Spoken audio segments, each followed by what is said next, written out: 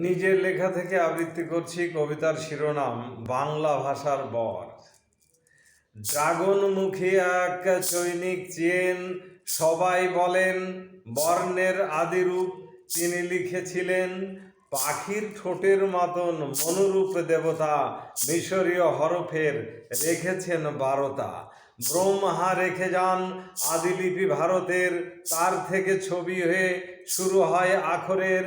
পাথরের গায়ে আঁকা চিত্রের নমুনা বহুদিন রেখে গেছে মহাকাল যমুনা। তারপরে সময়ের বহুমুখী কর্ণে এসেছে নতুন যুগের অক্ষর বর্ণে। যতটুকু জানা যায় ফিনিশীয় যুগে ত্যাগে ও ভোগে বর্ণ যে এসেছিল 22টা যোগে। তারা সব জাতিতে ছিল শুধু ব্যঞ্জন, হিব্রু গ্রিক তার মেখেছিল অঞ্জন। গ্রিকদের বর্ণ ছিল শুধু 24, মনে রেখে বার্নিশ, পরে তারা গড়েছিল স্বরেদের কার্নিশ। রোমানরা ভুলেছিল সেই সব বর্ণে, লিখেছিল উজ্জ্বল 23টি স্বর্ণে।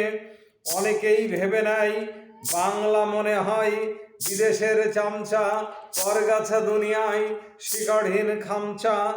নিজেরই অধিকারে সিন্ধুর পরিবার, ঋগ্বেদে একাধিক উল্লেখ আছে তার। ঐতরে ও আরণ্যক মৌর্য কুষাণে প্রমাণ ঠাকুর হয়ে বসে আছে পাষাণে। উত্তর দক্ষিণ গুপ্ত কুটিলে বাংলা এসেছে হেঁটে সহজ জটিলে। তুমি ছিলে বাঙালির যমজ নাগরী, এখন এসেছ মনে প্রেমের সাগরী। সাগরীয় নাগরী দুই চোখ থেকে স্বর ব্যঞ্জন চলেছে এঁকে বেঁকে।